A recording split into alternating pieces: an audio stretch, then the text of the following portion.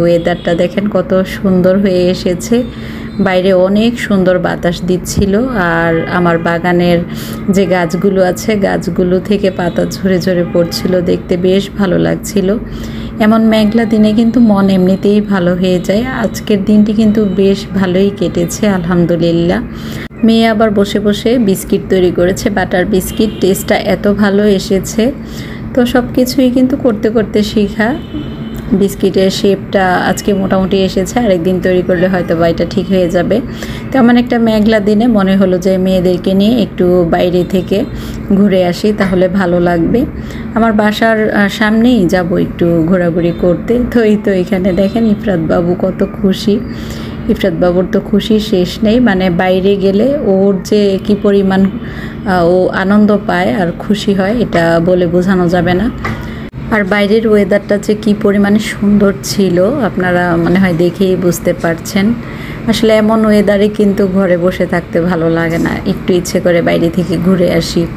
বেশিরভাগ ক্ষেত্রে ভালো লাগে একটু নদীর তীরে যেতে পারলে, তাই না? তো আমরা কিন্তু হাঁটতে হাঁটতে চলে গিয়েছিলাম আমার খালার বাসায়। তো সেখানে আমার বাবার বাড়ির সবাই ছিল। আমরা বিকেলটা বেশ আনন্দ করে কাটিয়েছি, এক প্রকার বলতে পারেন যে আড্ডা দিয়ে কাটিয়েছি। এখানে গরম গরম লুচি ভাজা হচ্ছে, তারপর বাইরে থেকে কিছু স্ন্যাক্স আনা হয়েছিল। পরিবারের সাথে খুব সুন্দর সময় কাটিয়েছি, এক কথায় বলতে পারেন খুব সুন্দর একটা দিন কেটেছে আজকে আমাদের। তো এই তো এখানে ভাবি পাস্তা রান্না করছিল, আর ভাবির পাশে দাঁড়িয়ে দাঁড়িয়ে আমি গল্প করছিলাম আর কি।